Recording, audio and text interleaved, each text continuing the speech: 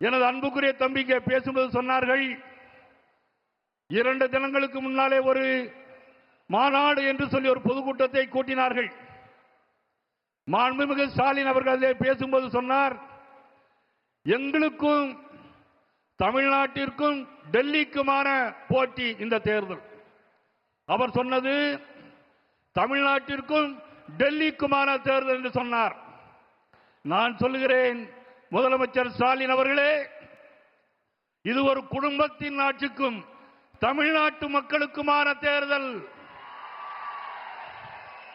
இது ஒரு குடும்பத்தின் ஆட்சிக்கும் தமிழ்நாட்டு மக்களுக்குமான தேர்தல். குடும்ப ஆட்சியை முடிவு கட்டுகின்ற தேர்தல் இன்றைக்கு மலைக்கோட்டை மாநகரிலே நடைபெறுகிறது.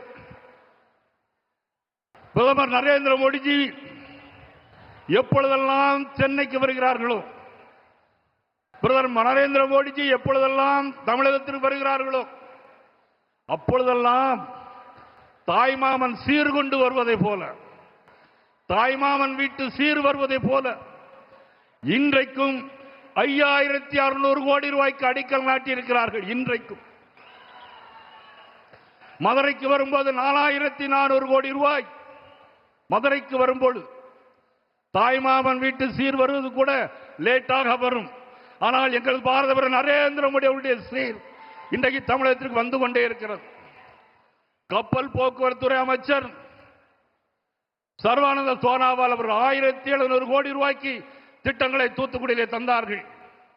2025ஆம் ஆண்டு எங்களது பாரதமர் நரேந்திர மோடி அவர்கள் தூத்துக்குடிக்கு வந்து 5000 கோடி ரூபாய்க்கு துறைமுக திட்டங்களை தந்தார்கள்.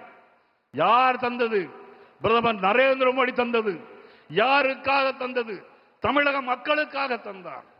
மலேசியா நாட்டுக்கு போனாலும் தமிழை பற்றி பேசுகிறார்.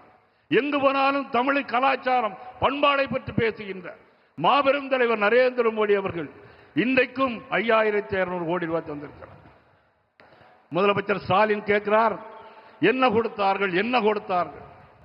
கடந்த காங்கிரஸ் திமுக ஆட்சி மத்தியிலே இருந்ததை காட்டிலும் 14 லட்சம் கோடி ரூபாய் தமிழக தந்த மாபெரும் தலைவர் நரேந்திர மோடிஜி அவர்கள் 14 லட்சம் கோடி ரூபாய் தந்தது நமது பிரதமர் நரேந்திர மோடி அவர்கள் மறுக்க முடியுமா? அது மட்டுமல்ல, இன்னைக்கு ஸ்டாலின் கூட்டத்திலே பேசியிருக்கிறார்கள், எல்லா தொண்டர்களையும் பார்த்து பேசியிருக்கிறார்கள்.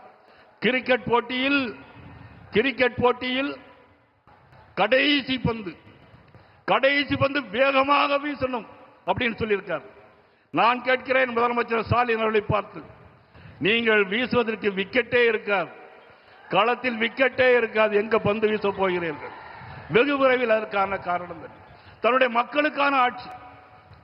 நேற்று நாளை ஒரு சினிமாவில் புரட்சியில் எம்ஜிஆர் பாடுவார், தெரு தெருவாய் கூட்டுவது பொதுநல தொண்டு, ஊரார் தெரிந்து கொள்ள படம் பிடித்தார் சுயநலம் உண்டு, மக்கள் நலம் என்றே சொல்லுவார், தம் மக்கள் நலம் ஒன்றேதான் மனதில் கொள்ளுவார்.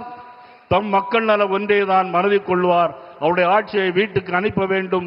தேசிய ஜனநாயக கூட்டணி ஆட்சி மலர வேண்டும். வெல்க தமிழ்நாடு, வாழ்க பாரதம், வளர்க தமிழ். நன்றி, வணக்கம்.